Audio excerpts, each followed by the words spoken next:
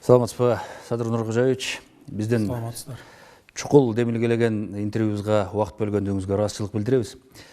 Азыр ар бир чечим, коомдук саясий турмуштагы ар бир кыймыл, өзгөрүүнүн бардыгы элдин талкуусунда турат, тыкыр көзөмөлүндө турат. Байкоо адаттан тышкары деңгээлде жүргүзүлүүдө десек болот.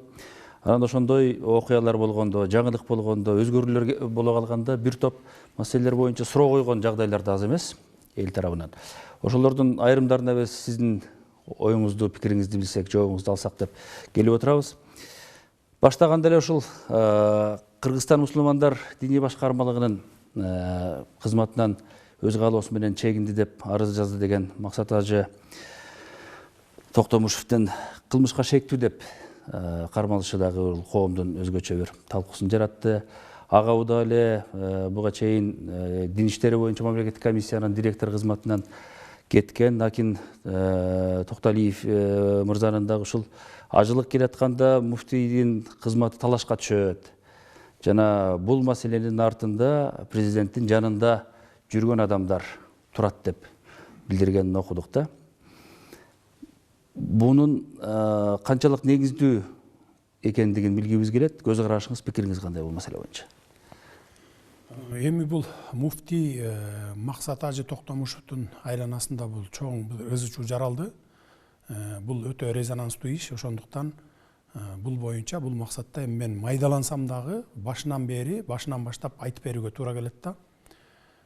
Бул иште мурдатан эле бир ушул диний тармагында жүргөн аалымдар, диний тармагында жүргөн жарандарыбыз эки бөлүнүп алып чабышып келаткан ушундай жоруктар бар да. Бул тетиги мурунку жылдан баштап 4-5 жылдан бери келаткан эле окат экен бул. Мен баягы шайлоого жаңы аттанып аткан мезгилде ошондо баягы өзүмдүн милдеттеримди тапшырып, анан шайлоого кеткен мезгил болчу. Азыр мен жаңылышпасам ушу декабрдын башы экен. Ушундай убакта штабта отурганда Максат Ажы өзү келген маган. Анан келип арыз муңун айтты. Ушинтип аалымдар кеңеши мени ушу эрте мөөнөтү менен эртерээк азыр кызматыман алып, анан башка шайлоо, жаңыдан шайлоо өткөрөбүз деп атат. Биздин шайлоо болсо ушу апрель айында келип калмак. Ушуган бир 3-4 ай эле калды, 4 ай эле. Ошо өз убагында өтсө жакшы болот эле деп маган штабка келген. Мен кабыл алгам, экөөбүз 1 саат сүйлөшүп олтурганбыз. Ал бардык жагдайды айтып түшүндүргөн. Анан мен ошол замат эле сурасам, ал киши айтты, ушу дин башкармалыгын көзөмөлдөгөн жанагы директор биздин мамлекеттик. Ушул тараптан анан ушу башка жанагы диний аалымдар тарабынан, аалымдар кеңеши тарабынан болуп атат, анан ошо өкмөт тарабынан деп атат деген ушундай бир маалыматтар түшүп атат мага деп келгенде, мен ошол мезгилде Бакыт Аманбаев эле руководитель аппарат жетекчиси. Ошого муфтийдин көзүнчө чалып, баягы үн күчөткүчүнө коюп, громкостько чалып туруп мен айтканмын. Өкмөт эч качан ушу муфтияттын ишине кийлигишпесин. Кимди алат, кимди коёт, бирөөңөр да кийлигишпегиле. Бирок мындай үстүртөн көзөмөл алалы, эгерде туура эмес жолго кетип аткан болсо, анда түздөп коюп турабыз биз. Мамлекеттин максаты ошол болуш керек. Деп туруп анан ошол Бакыт Аманбаевка чалып, бардыгына айткын. Ошол агенттикке дагы айткын. Жана динди көзөмөлдөгөн комиссияга дагы айткын башчысына деп ал убакта мен ошо Акин Токталиевди коюп кеткен элем. Ушу дин комиссиясында анткени көп жылдан бери ушу динчилдердин укугун коргоп, жана түрмөдө жаткан адамдардын укугун коргоп, жана Хизбут Тахрир жана башка деп соттолуп кеткен адамдардын укугун коргоп жүргөн адам болчу. Анан мен ушулардын укугун коргосун деген максатта ошол кишини коюп кеткем дагы Бакыт Аманбаевка, руководитель аппаратка айтканмын. Ошого сиз айтыңыз, бардыгына телефон чалыңыз. 3 ай 4 ай убакыт калыптыр. Анын эч айырмасы жок. Ошо апрелде эле ушу аалымдар кеңеши жанагындай курултай, дин тармагындагы курултай келип, кимди шайлап алса аны шайлап алсын. Только ошол биздин салттуу динди кармаган, динчилдердин баарын башын бириктирип турган, ызы чуу болбогон адамды койсун деп ушинтип токтотуп койгон. Бул ошо декабрдын башы болчу. Андан кийин мына ушу жакында эле ушу мен инаугурациянын алдында дагы мага маалымат келди. Кайрадан эле бай ызы чуу болуп атат. Ушу дин башкармалыгы эки бөлүнүп чабышып атат ичинен. Аалымдар кеңеши муну эртелеп бүгүн алып, Анан кийин кайра жаңыдан тез арада биз курултай уюштуруп шайлоо кылабыз деди. Себептерин сурасам, эки себеби бар экен мунун. Анткени койгон баягы талаптары биринчиси акчаларды жеп койду деген, анан экинчиси болсо ошол баягы чубак ажы сыяктуу бул максат ажы дагы YouTube'да жүрбөйбү, сабак берет эмеспи? Суроо жоопторго берет, дин тармагында. Ошол жерден бул эки жерден оозунан жаңылган экен. То есть баягы өзүнүн позициясынан жаңылган экен. Биздин салттуу динди айтпай тескери жакка үндөдүү деген талаптарды койгон экен.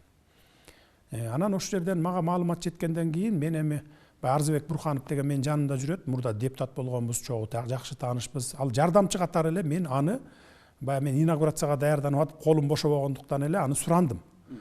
Сен барып максат ажыга жолугуп эле өзүнө жолугуп. Эгерде ушундай ызы чуу болуп аткан болсо, баарынын башын бириктирип, ынтымакта тынч эле баягы тарап кетишсин, чепкен калпагын жаап эле анан эгерде шайлоосу болсо, каалаган кишисин шайлап алсын. Биз мамлекет кимди шайла, муну шайла, тигин шайла деп киришпейбиз динне. Дин тармагындагы ошо динди түшүнгөн адамдар, чөйрөсүндөгү адамдар кимди кааласа ошону коюп алсын деп эле айткам. Анан анын баягы кетирген катачылыгы ал түз баягы максат ажыга барып эле сүйлөшкөндүн ордуна баягы Акин Токталиевке барып, баягы дин комиссиясынын төрагасы катары, баягы директор катары барып, ушундай ызы чуу болуп атыптыр, сиз максат ажы менен барып ушуну баягы ызы чуу кылбай, эки тарапты тең жараштырып басып коюңуз деп айткан экен. Анан ал барып анан туура эмес маалыматты айткан экен да, ушундай кет деп атат дегендей. Анан эртеси күнү баягы ызы чуусу басылгандын ордуна кайра күчөй баштады. Анан эсимде жок, ушу балким 5-нчи күн бекен ушундай болчу. Баягы инаугурацияга жакындап калган мезгил эле. Анан мен өзүм муфтийге чалдым. Телефон чалып айттым, ушу жума намазга баратам азыр. Сиз ушу мечитте күтүп туруңуз, нааразы болгон тарапты да топтоңуз, өзүңүздөрдүн тараптарды да топтоңуз, муфтиятты барып, мен ушу эки тарапты тең угайынчы.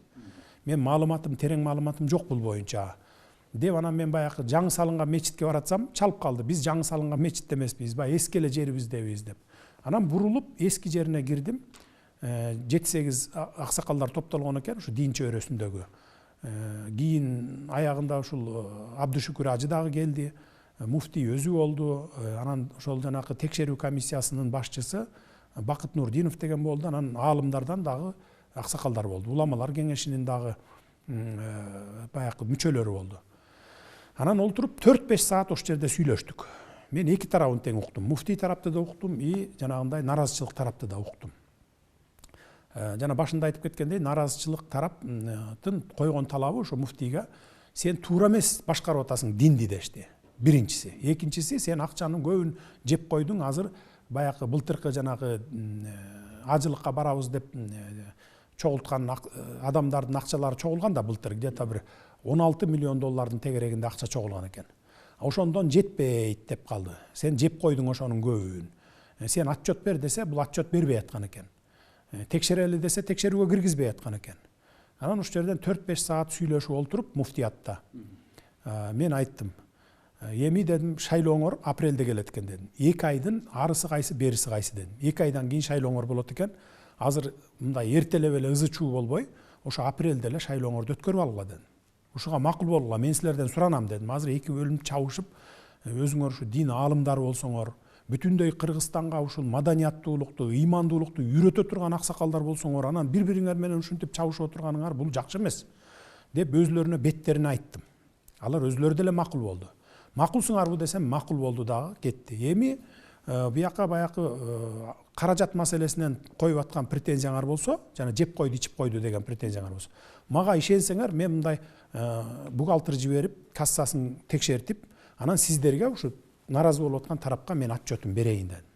Ага бир 10-15 күн убакыт керек, мага убакыт берсеңер, мен текшертип берейин дагы, анан силерге киргизбей атса, силерде мынакей Бакыт Нурдинов деген комиссиясынын төрагасы бар экен, баягы текшерүү комиссиясынын.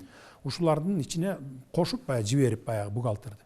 Анан текшертип туруп, анан силерге маалымат берели деп, ошо менен макулдашып, татынакай бири-бири менен элдешип, анан тарап кетишкен. Бул ошо инаугурациянын алды болчу, баягы датасы так эсимде жок. Тарап, анан кетишкен да. Анан мен бухгалтер жиберип, баягы ревизионный комиссиясы менен кошо текшере башташты булар. Текшере баштаганда эле чындыгында буякта жетишпегендиктер бар экен. Баягы 16 миллиондон 7 миллионун, bir 8 миллионго жакынын, 7 миллион 700 миң долларын алыптыр дагы. Булар конвертация жасап, сомго айлантып. Баягы ажылык сапарга барчулардын акчасы да бул тийилбеш керек эле да. Анан ошону 8 миллионго жакынын конвертация кылып сомго, башка банктарга баягы киреше алуу максатында процентке салышкан экен. Анан ал процентке салганда былтыр процентке салып, анан кайра аны баягы пайда көргөнчө чейин доллар эми өсүп атпайбы? 15 сомго өсүп кетиптир. Пайда көргөндөн көрмөк түгүл чыгым тартып калып атат булар. Чыгымы эле 700 миң доллардын тегереги болуп кетип атат мына. Чыгымы. Баягы пайда көрөм деп тескерисинче доллар өсүп кетти дагы, деги сомго айлантып койгон да. Анан банкка салып койгон. Ал пайда көргөнчө чейин доллар өсүп кетет да, 15 сомго өсүп кетет дагы. Чыгымы bir 685.479 долларга чыгым тартып калат. Мына ушундай болот да. Андан сырткары 155 миллион сомун август айында, баягы былтыркы жылдын август айында булар баягы бир фирмага бердик деп жасайт дагы, ал фирма алып туруп анан шайлоого баягы бир партияга колдонуп салышат булар. 155 миллион сомун. Эми бул ажыга барчу, ажыгылык сапарга барчу адамдардын акчасы да, аны бербеш керек эле. Орток акча да. Анан эми ал аз бүгүнкү күндө дагы толук кайтарылбай турат да. Анан бул жерде ажылыкка бара турган адамдар, баягы акча төккөн адамдар, келе акчамды бер десе, жарым-жартылайын берип, жарым-жартылайы бүгүн бериле элек экен да. Мына ошонун кесепетинен баягы тияка бияка чачыратып кеткен акчаларды кайра кайтара албай, бүгүн ошондон мына жаңжал чыгып атат да бири-бири менен. Анан эми бүгүнкү күндө айтып атпайбы, мен сос түйүндөрдөн анан жанагындай бир маалыматтардан уктум. Как будто мен Садыр Жапаров же болбосо Ташиев атайлап баягы муфтийди каматып, ушундай бир ошо муфтийдин орду керек болуп атат дегендей айтып атышат да. Мына төбөбүздө Кудай карап турат, мага муфтийдин ордунун кереги жок. Ал кимисин шайлап алса, анысын шайлап алсын. Мен ушу жерде ошо аалымдар кеңешинин алдында, муфтиятта отурганда муфтийдин алдында, ошо Абдышүкүр ажы да бар эле, баягы дин аалымдарынын баарын көзүнчө айттым элем. Мына төбөбүздө Кудай карап турат. Силердин ушу шайлооңорго мамлекеттик чиновниктер бирөө дагы кийлигишпейт деп. Бир гана ошо силерден сураныч, таза, салттуу динди тутунган муфтийди шайлап алгыла деген сураныч болгон. Мен бүгүн дагы айтып коеюн, бүткүл ошол биздин Кыргызстандагы дин тармагында жүргөн жарандарыбызга кайрылып коеюн. Ошо шайлоодо таза келип, таза адамды, таза муфтийди шайлап алыштарын суранат элем мен. Мамлекет кийлигишпейт. Эгерде туура эмес жолго баратса, анда туура жолго түздөп койгонго биздин күчүбүз жетет. Бирок ошо шайлоосуна кийлигишпешибиз керек. Мына бизде 3-чү жол революция болду, өзүңүздөр билесиздер, октябрда. Бүт бардыгы келип шайлоонун кесепетинен чыккан. Анан эми бул парламенттик шайлообу, президенттик шайлообу, ушу дин аалымдарын муфтийди шайлообу айырмасы жок. Кайсы гана шайлоо болбосун. Шайлоо деген сөз бул элдин пикири менен эсептешүү деген сөз. Көпчүлүк сизди шайласа, сиз болуңуз. Тиги кишини шайласа, тиги болсун. Мына ушундай принципке баратабыз. Кудай буйрса жакында апрель айында жергиликтүү шайлоолорго дагы өтөт. Жергиликтүү депутаттарга, шаардык депутаттарга дегендей. Ал дагы таптаза ойдон өтөт. Анткени мурда ушул президенттик шайлоодо айтканбыз, сатып алуу, сатуулар болуп отурган болсо кармап туруп камагыла деп. Мына жергиликтүү кеңеште дагы ошондой принципти карманабыз. Мындан ары кандай гана шайлоо болбосун. Мейли муфтияттан муфтийди шайлайбы, шаардык кеңештин депутатын шайлайбы, жогорку кеңештин депутатын шайлайбы же президентти шайлайбы, таптаза өтүш керек. Абдан кеңири жооп болду.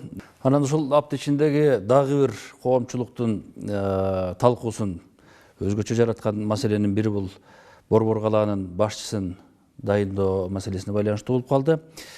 Буга чейин Бишкек мэринин милдетин аткаруучу деп Эрмек Нургазиев дайындалып, ал киши өзүнүн талапкерлигин ушул президент менен макулдашылган деген маселени маалымат каражаттары аркылуу жарыя кылган. Өзүңүз дагы бул Бишкек мэрин дайындоо маселесине байланышкан жагдайга социалдык түйүндөр аркылуу пикириңизди билдирбедиңизби?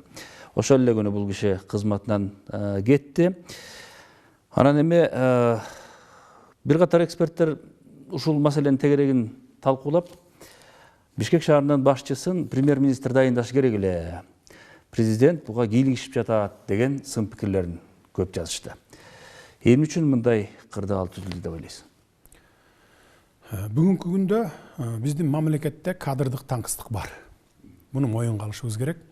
Анткени 30 жылдан бери жалаң эле баягы таяке жеген карын бөлө тааныш билиштерди кадрга тарта берип, баягы илгерки союз мезгилиндегидей кадрларды биз адистик кезинен баштап тепкич менен көтөрүп отуруп даярдаган институт жок болуп калган да бизде. Ошондуктан кадрдык таңкыстык бар. Кимди гана албайсың, мисалы жаш кадр деп алып келип коюп койсоң, анын тажрыйбасы жетпейт. Ошол тармакты тартып кете албайт. Мына ушундай проблемалар болуп атат бүгүн. Буга чейин деле болуп келген. Коюп койсоң иштей берет. Бирок баягы же ар эмес, же бер эмес иштей бербеш керек да. Ошол тармакты көтөрүш керек, тартыш керек, элге кызмат кылыш керек, бюрократия, коррупция дегенди жок кылыш керек. А бизде бүгүн ошону жок кылалы деп атабыз. Анан мэр боюнча болсо дагы. Мэр келген мага приемго, ошо мэрликке мындай претендент болуп кетип атам, ушундай деп келгенде эми кабыл албай койбойсуң да. Кабыл алдым, сүйлөштүм. Жакшынакай идеялары бар балакен. Өзү мындай бир максаттарын айтты, пландарын айтты, жакшынакай пландарын айтты. Шаарды өнүктүрүү боюнча, шаардын өзүнчө банкы болуш керек, муниципалдык банк болуш керек деген ушундай бир жакшы эмелерин айтты. Анан мен бир эмес эки жолу сурадым. Артың тазабы десем, жок, мен эч кандай немем жок, таза артым. Деди. Анан мындай мурда мамлекеттик кызматтарда иштебеген экен, ушу шаар ичинде, ушу жалаң мындай курулуш тармактарында өзүнүн жеке менчик үйлөрүн салган, ушундай шаарды өнүктүрүүгө салымын кошкон бала экен. Анан эми ал айткан жок, мен бир диги адвокат аялды тоголото урдум эле, анан артымда ушу бир квартира талашым бар эле деп. Болгону ошол аялды бир урган экен. Анан квартира боюнча бир талаш маселеси бар экен. Мунун баарын кеч билдик. Ошол баягы мэр кылып койгондон кийин эле анан баягылар чыга баштады да. Чыга баштаганда эле анан мен өз оюмду интернетке жазып койдум. Эми аял кишини ошончолук урган адам эми бул мэр болуп барышы бул моралдык жактан да туура эмес депчи. Бул эми туура эмес. Репутациясы бузулган адамдар мамлекеттик кызматтарга барбаш керек деген эле ой пикиримди жаздым. Анан эртеси башка мэр барып туруп калды. Эми бул жерден мындан трагедия көрүштүн кереги жок. Анткени керек болсо кадрлар күн сайын эмес, саат сайын алмашыш керек, эгер туура эмес келсе. Мисалы Грузия реформа жасаганда Грузияда жума сайын кадрлар, министрлер алмашылган. Керек болсо ошол Саакашвилинин жакын достору, чогуу ошол революция жасашып келип отуруп, мына биз отурдук деген кадрлары камалып кеткен. Ондогон кадрларын камап түрмөгө отургузуп, жума сайын алмаштырып министрлерди, анан реформа жасаган. Эми мамлекетте реформа жасайм десең, ошентип жасалыш керек да. Азыр биз эми кадрларды даярдап өстүрүп, жаш кадрларды, анан аларды министрлик должностка чейин, баягы бийликке чейин, тактыга чейин жеткириш үчүн 5 жылдаган, 10 жылдаган убакыттар керек болот. Биз ага чейин жөн эле карап алакан жайып отурбашыбыз керек да. Ошо бүгүнкү бар колубузда бар кадрларыбызды алып барып ошол кызматтарга коюп, аларды иштетишибиз керек. Мен бардыгы менен айтып атам. Мага тиешелүү тармактарды азыр өзүмдүн указым менен, буйругум менен жумушка коюп атпаймбы. А премьер-министр бүгүнкү күндө өзүнө тиешелүү министрликтерди, өзүнө тиешелүү баягы кызматтарды өзү даярдап атат. Анткени биз азыр эски конституция менен жашап атабыз. Жаңы конституцияга дагы 2 ай, 3 ай бар. Эгерде депутаттар колдоп берсе, апрелдин 11-inde биз азыр мен кече указга кол койдум. Жергиликтүү кеңештердин депутаттарын шайлайбыз. Ошону менен бирге эгерде колдоп берип, референдумга алып чыкса, 11-апрелде жаңы конституциянын долбоору кабыл алынат. Ошондон кийин гана биз жаңы конституция менен жашай баштайбыз. Биз азыр бүгүн эски конституция менен жашап атабыз. Бирок ошондо дагы өткөндө ошо министрлердин баарын кабыл алып, сүйлөшүп, ошо маек курдук. Бирок ар бир министрге бардыгын айттым. Эми мындан ары силердин ишиңер эгерде мамлекет үчүн, эл үчүн кылып кете турган болсоңор, маңдайга жазса 5 жыл чогуу бирге иштешебиз. Эгерде жок, коррупцияга аралашып, баягы эле бюрократияны деги мамлекет эмеде министрлигиңерде калтырып, өзүм билемдик кылып, уурулук кылсаңар, анда жарым жыл, 1 жылдан кийин түрмөгө кетесиңер. Эч кимиңерге айоо болбойт деген ушундай талапты коюп атабыз. Анан жогорку суроого жооп берип белгилеп кетпедиңизби? Кеңешчим Арызбек Бурканов деп. Анан азыр ошол баягы кадрдык дайындоолор, кадрдык талаш тартыштар, талкуулардын алкагында белгилеп атышат. Арызбек Бурканов кадр саясатына түздөн түз кийлигишкен, өтө катуу таасир эткен. Анан көп маселени ушинтип чечип койгон киши катары жүрөт. деп белгилеп атат да. Жок, бул эми ушакчылардын эле сөзү. Арзыбек Бурханов бир дагы кадрды магап келип муну коюп бериңиз же тигини коюп бериңиз деген жок. Мен кандай буйрук берсем, ошону гана аткарып жүрдү. Мен мурункулардай болуп бир адамдын жетегине кетип калбаймын. Муну мен раз и навсегда бардыгын айтып коеюн.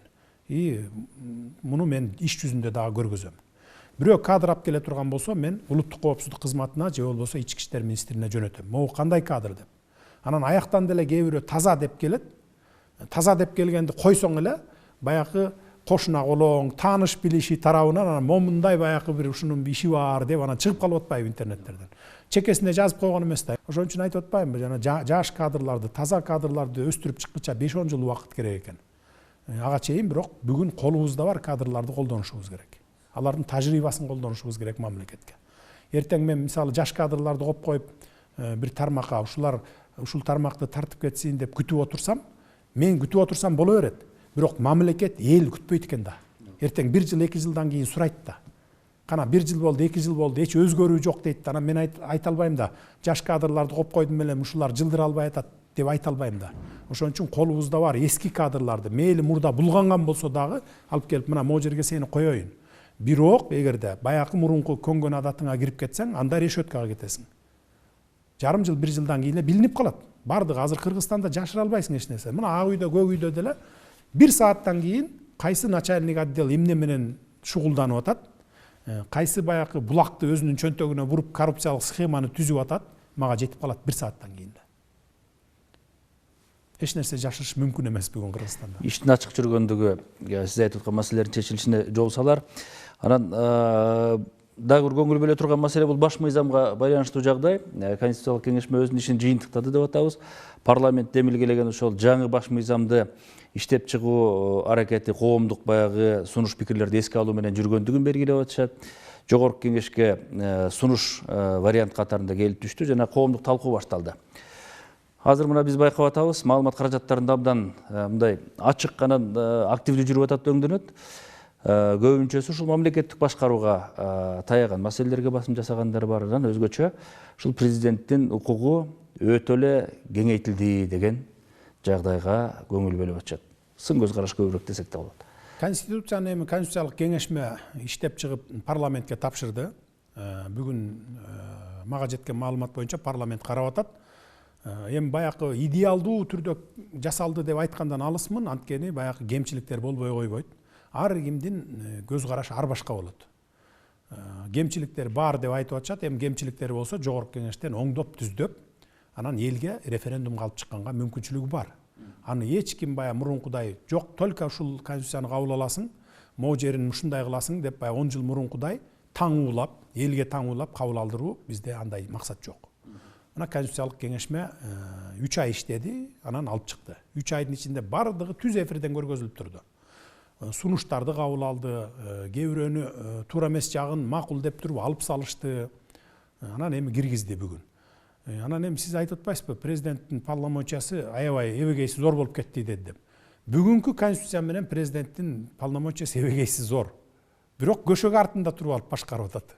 Туурабы? Буга чейин 30 жыл бою президент көшөк артында туруп алып, премьердин, министрдин колу менен чок кармап келген.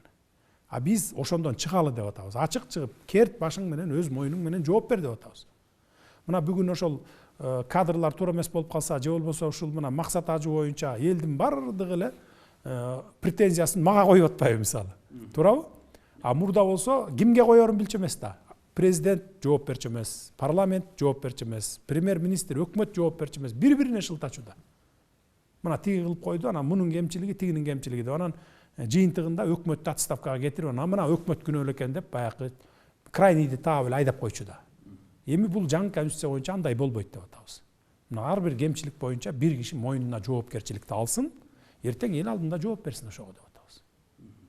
Мына практически кылып атабыз да, мына теория жүзүндө баягы айтып коюп эле, бирок практика жүзүндө эч ким жооп бербей калчу да мурда. Эми биз практика жүзүндө ачыкка алып чыгалы деп атабыз да. Эми азыр депутаттар алып киргизсе, анан элге референдумга чыгарса, анан талкуулайт да, эл өзүнүн добушун берет, баасын берет. Анан өкмөттүк түзүмдүн өзгөрүшүнө дагы кайрылбай кетпесек болбойт го. Кандай болот деген суроону коомчулук күн сайын коюп атат. Бул жаңылануу кантип кетет деп. Анан алардын арасында баягы ачык кайрылуу менен чыгып, ушул ишти ушинтип өнүктүрүп кетет элек деген позициясын билдирген бул миграция кызматы болду окшойт. Өзүңүздүн дарегиңизге кат менен кайрылып, азыркы кырдаалда миграциялык жагдай өтө курчуп турган учурда өзүнчө эле көз карандысыз кызмат катарында иштеп кетсе бир натыйжа берет эле деген маселени коюп атат да. Өзүңүз дагы кол койгон указдардын катарында дал ушул маселеге өзгөчө бир көңүл бөлүнгөн жагдайдын бар экендигин билебиз. Азыр көз карашыңыз, оюңуз кандай болуп турат? Ушул кайрылуудан кийин жана жагдайга карап. Миграция болуп отургандан көрөкчү, ошол тышкы иштер министрлигине берип койгонубуз эң туура болот. Анткени булардын статусу көтөрүлөт Россияда. Миграция министрлиги деп эле жөн эле мындай жүрбөйт. Булар дипломатиялык статуска ээ болот. Анан полномочиясы дагы чоңойот да. Мисалы, ошо Россияда ар бир жанакы областтын центринде, мисалы Москвада 11 адамы болсо, миграция министрлиги эмес, булар посольствого кирип кетет. Түшүндүңүз да? 11 киши уже удостоверение алат, дипломат деген эмесин алат, статусун алат. Булар көбүрөөк защита кылат, чем деген министр миграциядан көрөкчү. Екатеринбургда 9 болсо, мисалы, 9 болсо, алар дагы Екатеринбургдагы консульствого кирип кетет составына. Булар жөнөкөй эле баягы министрликте бир адис катары иштебейт, булар дипломат деген статуска ээ болот. Ошондо көбүрөөк коргоо болот.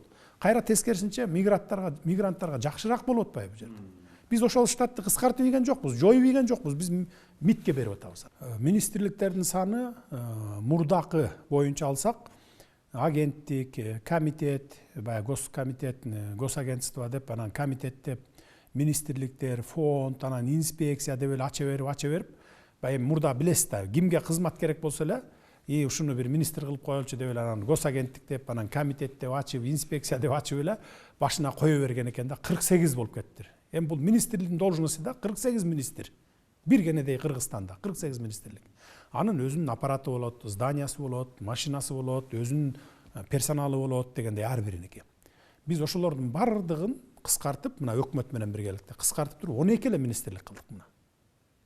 Кыскарттык, 12 министрлик кылдык. Бул жерде оптималдаштыруудан биринчиден бюрократияны жок кылдык, бюрократияны мурункудай. Экинчиден баягы коррупцияны жок кылдык, үчүнчүдөн элдин акчасы, баягы бюджетке түшкөн акча экономия болду да. Баягы үнөмдөлдү. Бир эле мисалы энергетика министр энергетика тармагын алганда 2 миллиард сомдон ашуу үнөм болот экен да, үнөм болду. Аны биз ошол республикалык бюджетке алып албай, баягы үнөмдөлгөн акчаларды деп, ошол эле тармакка баягы өнүгүүсүнө бардыгын жаңылаган, айылга чейин, айыл өкмөткө чейин, район, областтын центрине чейин бардык жабдыктарын жаңыртуу боюнча, жана столбаларды, жаңы линияларды тартуу боюнча ошого жумшагыла дедик. Мына жаңырып, бардыгын жаңыртыш керек болуп атпайбы? 30 жылдан бери мына жаңырттык деп коет, бирок эчтеке жок. Энергетика тармагына мынакей гранттар келди, кредиттер келди дейт, көбүнчөсү кредиттерди алып алып, бүгүнкү күнү энергетика тармагы, мен өткөндө инаугурацияда да айтканмын, 137 миллиард сом карыз экен. 1,5 миллиард доллар карызы бар экен мына, төлөш керек болот экен. Мына ошонун бардыгын биз оптималдаштырып, анан кийин ушундай жолдор менен кетпесек, энергетика системабыз эгерде бүгүнкү эле күн менен улана берсек, эчтеке кылбай эле, эмдиги жылы уже биз токтогул кесин жоготуп алабыз. Катастрофалык деңгээлге барат, уже биз сууну агыза албайбыз, электр энергия чыгара албайбыз. Бул деген сөз бүтүндөй Кыргызстанда электр энергиясы жок болот деген сөз, эмдиги жылы. Ошондуктан биз азыр күнү түнү дебей иштеп, кандай ушул ситуациядан кантип чыгып кетебиз деген пландарды иштеп чыктык. Кудай буюрса 4 жылдан кийин, бул эмдиги жылы эле же болбосо бир баягы сыйкырчы сыяктуу сүп дегенде эле эртеңки күнү эле результатын бере бербейт жыйынтыгын. 2024-жылы биз энергетикалык кризистен чыгабыз. Мына ошонун жолдорун иштеп чыктык. Анан сиз мамлекет башчылык кызматка киришкенден бери ушул бир катар жарандар бир кезде жанында жүрдүк эле, колдоп жүрдүк эле. Анан бүгүн Садыр Нуркожоевич бизди унутуп калды. Азыр биз менен байланышты үздү, кабарлашпайт, үй бүлөсү, бир туугандары бизден алыстап атат деген баягы нааразычылыгын айтып, анан доомат койгондой дагы болуп атат да. Бул жагдайга кандай комментарий кылат элеңиз? Эми таарынгандар таарынып турсун.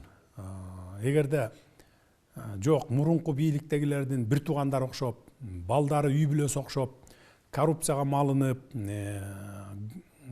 баягы мамлекеттик кызматтарга, министрликтерге аралашып, ушинтсин десе, анда таарынса болот да. А бирок мен бардыгын бир туугандарым, үй бүлөмдү мамлекеттик кызматтарга да койбоймун. Жанагындай кызматка коюу боюнча дагы кийлигишүүсүн, жанагындай мамлекеттик майлуу орундардан соруп, тиги чөнтөгүнө соруп отургандын бардыгын запрет койгон. Ошондуктан алар эми баягы мен түшүнүп турам. Мурда баягы мекенчилбиз деп жүргөндөр, анан кечээ октябрдан кийин мекенчил боло калгандар дагы бар. Алар келип мага деле чыгып аткан убакты бар. Мени министр кыл, мени губернатор кыл, аким кыл деп аткандар дагы бар. Бир туугандарыма үй бүлөмө чыгып аткандар дагы бар. Анан алардын колунда аким кылып кое турган мүмкүнчүлүгү жок болсо, укугу жок болсо, мен аларга деги баягындай тыюу салып атсам, анан кантип аларды алып барат? Эми ушул жагдайда гана баягы телефондорун албай, байланыша албай аткан болушу мүмкүн. Аган эми таарыныштын кереги жок аган. Эми буган азыр таарынып турсун, бирок 1 жыл 2 жыл өткөндөн кийин туура кылыптыр дейт. Анткени мен ошо өзүм мурдакы бийликтегилердин катасын кайталап, ушу бир туугандарымды, үй бүлөмдү бийликтин баягы саясатына аралаштырбайын деп чечкем. Муну мен акыр аягына чейин көзөмөлдөйм. Эми буну убакыт көрсөтөт, элден эчтеке жашыра албайсың. Эртең аралашып аткан болсо 1 жылдан кийин, 2 жылдан кийин деле чыгып калат дегендей. Бирок меникилер аралашпайт. Муну мен аягына чейин көзөмөлгө алам. Буга күчүм жетет. Сизге ыраазычылык билдирели. Эл ичиндеги эң талкууга алынган эң бир мындай тынчсызданууну жаратып атат деген суроолорго жооп бердиңиз, убакыт бөлдүңүз. Ишиңизге ийгилик каалайлы. Рахмат сиздерге да. Иштериңиздерге ийгилик сизге.